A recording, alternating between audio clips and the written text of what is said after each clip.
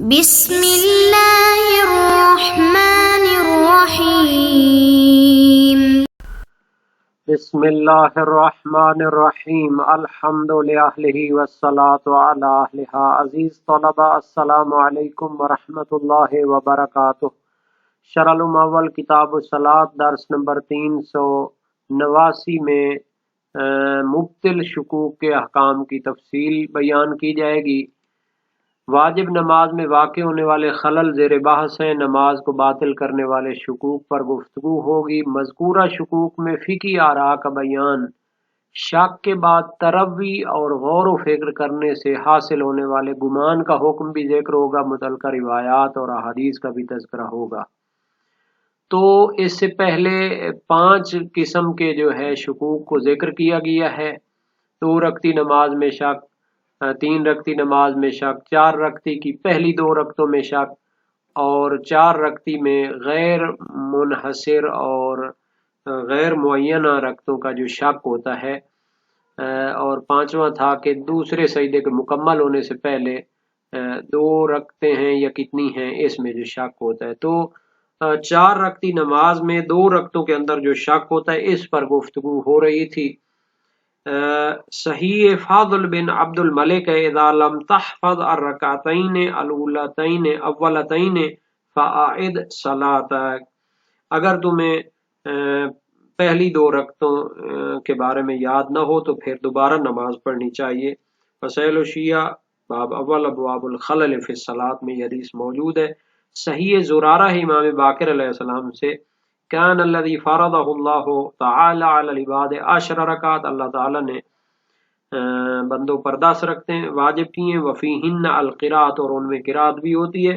ولیس فیہن وہم، ان میں وہم اور سہو نہیں ہوتا۔ فزاد رسول اللہ صلی اللہ علیہ وآلہ وسلم 7 وفیہن الوہم ولیس فیہن قراءۃ، اور نبی اکرم نے 7 رکعتوں کا اضافہ کیا، اور ان میں شک بھی ہو سکتا ہے اور ان میں قراءت بھی نہیں ہوتی۔ فمن شک فی الاولیین اعاد حتی یحفظ ویکون علی یقین، ومن شک فی الاخیرتین عامل بالوہم، یہ اس کو پہلی 2 رکعتوں میں شک ہو تو وہ دوبارہ نماز پڑھے حتیٰ کہ یقین کے ساتھ اس کو مکمل کرے، اور جس کو آخری 2 رکعتوں میں شک ہو تو وہ شک کے احکام پر عمل کرے۔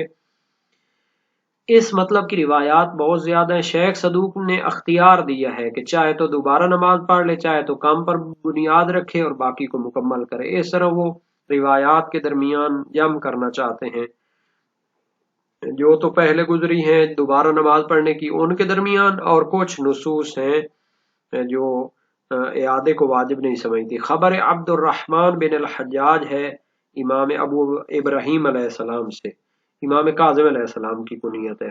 پھر رجل لا یدری ارکعۃ صلی ام اثنتین قال یبنی علی الرکعہ، یہ شخص کو معلوم نہ ہو کہ 1 پڑھی ہے یا 2 پڑھی ہیں تو وہ 1 رکعت ہونے پر بنیاد رکھے اور پھر باقی 3 اس کے ساتھ پڑھے۔ خبر عبداللہ ابن ابی یافور امام صادق علیہ السلام سے، ان رجل لا یدری ارکعتین صلی ام واحدہ، ایک شخص کو پتہ نہیں کہ 1 رکعت پڑھی ہے یا 2، فرمایا یتم برکعہ، تو وہ کیا 1 اور رکعت بھی اضافہ کرے اور اس کو مکمل کرے۔ حسین بن ابی العلا کی روایت بھی پہلے گزر چکی ہے۔ تو یہ روایات جو ان کو طرح اور ترک کرنا واجب ہے، یا پھر ان کی ایسی تعویل کی جائے تاکہ یہ اس کے مخالف نہ ہوں، اور ترجیح انہی سابقہ کثیر روایات کے ساتھ ہوگی چونکہ یہ اس کا مقابلہ نہیں کر سکتے۔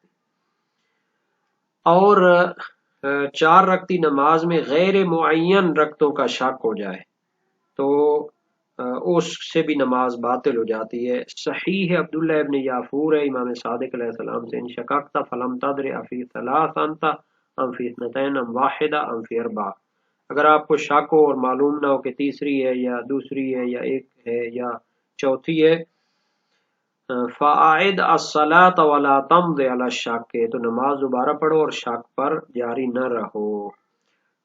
یہ روایت باب نمبر 15 ابواب الخلل فی الصلاۃ میں۔ صحیح صفوان جمال ہے امام ابو الحسن علیہ السلام سے، ان کنت لا تدری کم صلیت ولم یقع وہمک علی شیء فاعد الصلاۃ، اگر تمہیں معلوم ہو کتنی رکعتیں پڑھی ہیں اور تمہیں یہ بھی نہ ہو کہ تیرا وہم کسی طرف گمان میں بدل جائے تو پھر دوبارہ نماز پڑھو۔ اس طرح اور بھی روایات ہیں۔ اور 2 سجدے مکمل ہونے سے پہلے 2 رکعتیں پڑھی ہیں یا زیادہ پڑھی ہیں، ان میں شک ہو جائے تو بھی نماز باطل ہو جاتی ہے۔ شک کو 2 ہیں یا 3 ہیں، 2 سجدے مکمل ہونے سے پہلے تو دوبارہ نماز پڑھے، چونکہ پہلی 2 رکعتوں کو تو شک سے محفوظ ہونا چاہیے، جیسے صحیح الفاضل میں ہے۔ اور یہ تب تمام ہوتا ہے جب 2 سجدے مکمل ہو چکے ہوں۔ اور اس پر صحیح زرارہ بن عیون کوفی جلیل القدر سے کراوی ہے، امام باقر و امام صادق علیہ السلام میں سے ایک سے روایت کرتا ہے۔ قلت له رجل لم يدر اثنتين صلى ام ثلاثا قال ان دخله الشك بعد دخوله في الثالثة مضى في الثالثة ثم صلى الاخرى ولا شيء عليه ويسلم۔ میں نے عرض کی ایک شخص کو معلوم نہیں کہ 2 پڑھی ہیں یا 3، تو فرمایا اگر اس کو تیسری میں داخل ہونے کے بعد شک ہو تو پھر تیسری میں جاری رہے، پھر جو ہے نا ایک اور پڑھے تاکہ 4 رکھتے ہو جائے، پھر اس پر کچھ نہیں اور وہ سلام پھیر دے۔ وسائل وشیہ باب نہم ابواب الخلل فی الصلاۃ میں یہ روایت موجود ہے۔ تو یہ ظہور رکھتی ہے کہ 2 سجدے مکمل ہونا شرط ہے، تو اس کا مفہوم ہے کہ جب 2 سجدے مکمل نہ ہوں تو وہ جاری نہیں رہے گا بلکہ نماز دوبارہ پڑھے گا۔ اور اسی کو مراد لیا جائے گا عبید بن زرارہ کی روایت کے اطلاق سے بھی، جو امام صادق علیہ السلام سے ہے۔ سألتہ عن رجل لم یدر رکعتین صلی اللہ ثلاثا قال یعید، ایک شخص کو معلوم نہیں کہ 2 رکعتیں پڑھی ہیں یا 3، تو فرمایا دوبارہ نماز پڑھے۔ وسائل وشیہ باب نہم میں یہ روایت موجود ہے۔ اس بنیاد پر اگر 2 سجدے مکمل ہونے کے بعد شک ہو تو وہ تیسری رکعت میں شک شمار ہوتا ہے، اور ایک جو ہے نا قول ہے کہ 2 سجدے سے پہلے جو شک ہوتا ہے تو وہ دوسری رکعت میں شمار ہوتا ہے۔ تو یہ بہرحال اختلاف نظر ہے۔ تو اس کے بارے میں شہید نے فرمایا کہ المتحقق باتمام ذکر سجدۃ ثانیہ، 2 سجدے مکمل ہونے سے پہلے وہ تب ہوتا ہے کہ جب دوسرے سجدے کا ذکر مکمل ہو چکا ہو، تو یہ پھر جو ہے نا 2 سجدے مکمل ہو جاتے ہیں۔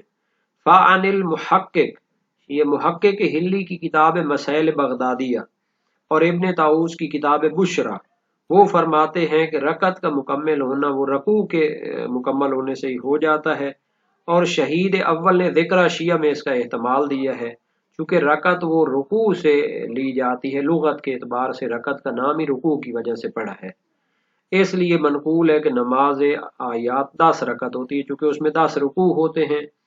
اور یہ جو روایات وسائل شیعہ باب ہفتم نماز کسوف میں یہ موجود ہے۔ تو اس میں اشکال یہ کہ رکعت شرعی لحاظ سے رکوع اور سجود دونوں سے کیا ہوتی ہے، مرکب ہوتی ہے، تو اس کا کوئی انگیزہ نہیں ہے کہ ہم دوسری چیز کو اس سے گرا دیں۔ اور شہید ثانی نے اپنی کتابوں میں کہا ہے، اور شہید اول کی طرف بھی منسوب ہے، اور محقق ثانی بھی اس کی طرف میلان پیدا کرتے ہیں کہ جب ذکر واجب دوسرے سجدے کا مکمل ہو جائے تو پھر وہ رکعت مکمل ہو جاتی ہے، چونکہ رکعت میں واجب وہ مکمل ہو جاتا ہے جب سجود کی مقدار مکمل ہو جائے، جس میں ذکر واجب بھی ہوتا ہے، لیکن سجدے سے سر اٹھانا تو وہ سجدے کے اجزاء میں سے نہیں ہے اور نہ ہی رکعت کے اجزاء میں سے ہے۔ اور مشہور علماء کا نظریہ ہے کہ جب سجدے سے سر اٹھا لے گا، دوسرے سجدے سے سر اٹھا لے گا تو رکعت مکمل ہوگی، چونکہ سر اٹھانا بھی رکعت کے اجزاء میں سے ہوتا ہے۔ اس کا اشکال یہ کہ یہ واجب ہے مقدمتاً، تاکہ باقی جو نماز بچ گئی ہے اس کو بھی یقینی طور پر انجام دے لے۔ اور شہید اول سے ذکر شیعہ سے منقول ہے کہ وہ جب دوسرے سجدے میں سر رکھ دیتا ہے تو اس سے بھی رکعت مکمل ہو جاتی ہے، چونکہ ذکر وہ ماہیت رکعت میں داخل نہیں ہے۔ اور بعض سے منقول ہے کہ رکعت مکمل ہوتی ہے جب پہلے سجدے میں پیشانی رکھ دے، چونکہ وہ تو رکن تو اس کا حاصل ہو جاتا ہے، باقی وہ دوسرا سجدہ اس میں واجب ہوتا ہے۔ اس لیے اگر وہ کیا ہے بھولے سے اس کو چھوڑ دے دوسرے سجدے کو تو اس کی رکعت مکمل شمار ہوتی ہے۔ تو احتیاط اس میں ہے کہ قول مشہور پر عمل کیا جائے، کیونکہ متشرع اور دینداروں کا ارتکاز اور ذہنی باور اسی میں ہے۔ تو یہ جو ہے 5 مبتل شک ہیں جن کی تعداد بھی بیان ہو گئی، ان کی دلیلوں کی طرف بھی اشارہ کر دیا گیا۔ لیکن یہاں پہ ایک اچھا جو ہے نا جی حکم بیان کیا کہ محض شک ہونے سے نماز باطل نہیں ہو جاتی، بلکہ اس کو غور و فکر سے کام لینا چاہیے۔ اگر شک باقی رہے تو پھر اس کی نماز باطل ہوگی، اور اگر کسی ایک شک یہ ہوتا ہے کہ یا تو 3 ہے یا 4 ہے، تو اگر ایک طرف کا شک ظن میں بدل جاتا ہے، گمان ہو جاتا ہے، تو پھر اس کو کیا ہے، اسی پر عمل کرنا چاہیے۔ تو رکعات کے بارے میں جو گمان ہوتا ہے وہ یقین کا حکم رکھتا ہے، مشہور علماء کے نزدیک یہ حکم ہے۔ اس کی دلیل صحیح صفوان ہے امام ابو الحسن علیہ السلام سے، ان کنت لا تدری کم صلیت ولم یقع وہمک علی شیء فاعد الصلاۃ، اگر تمہیں معلوم نہیں کہ کتنی رکعتیں پڑھی ہیں اور تیرا وہم و گمان بھی کسی طرف واقع نہیں ہوتا تو پھر نماز دوبارہ پڑھو۔ وسائل الشیعہ باب 15 ابواب الخلل فی الصلاۃ میں یہ حدیث موجود ہے۔ اس کا مفہوم یہ ہے کہ ان وقع الوہم بمعنی ظن فلا تعد، اگر یعنی ایک طرف کا وہم گمان میں بدل جاتا ہے تو پھر دوبارہ نماز نہیں پڑھنی پڑے گی۔ صحیح عبد الرحمن بن سیابہ اور بقباق امام صادق علیہ السلام سے ہے، اذا لم تدر ثلاثا صلیت او اربعا ووقع رأیک علی الثلاث فابن علی الثلاث وان وقع رأیک علی الاربع فسلم وانصرف، اگر تمہیں معلوم نہیں کہ 3 پڑھی ہیں یا 4 اور تیرا رائے اور گمان جو ہے وہ 3 پر ہو جاتا ہے تو 3 پر بنیاد رکھو، اگر 4 پر گمان ہو جاتا ہے تو 4 پر بنیاد رکھو اور سلام پھیر کر ختم کرو نماز کو۔ وسائل الشیعہ باب ہفتم ابواب الخلل فی الصلاۃ میں ہے، صحیح حلبی امام صادق علیہ السلام سے منقول ہے، ان کنت لا تدری ثلاثا صلیت ام اربعا، اگر تمہیں معلوم نہیں کہ 3 پڑھی یا 4، تو یہ لمبی حدیث ہے، آخر میں فرمایا وَإِنْ ذَهَبَ وَهْمُكَ إِلَى الثَّلَاثِ فَقُمْ فَصَلِّ الرَّكْعَةَ الرَّابِعَةَ وَلَا تَسْجُدْ سَجْدَةَ السَّهْوِ، اگر تیرا وہم و گمان 3 پہ چلا جاتا ہے تو کھڑے ہو کر 4تھی رکعت پڑھو اور 2 سجدے سہو بھی کرنے کی ضرورت نہیں ہے۔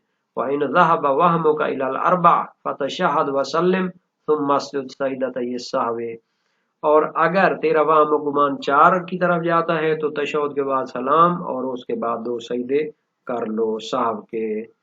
وسائل الشیعہ باب دہم ابواب الخلل فی الصلاۃ میں ہے، جناب محقق علامہ ابن ادریس ہلی صاحب سرائر وہ ظن اور گمان جو رکعتوں کے بارے میں ہوتا ہے، پہلی 2 رکعتوں میں وہ کیا ہے شک کا معاملہ اس کے ساتھ کرتے ہیں، لیکن آخری 2 رکعتوں میں شک ظن اور گمان کو یقین کے حکم میں سمجھتے ہیں۔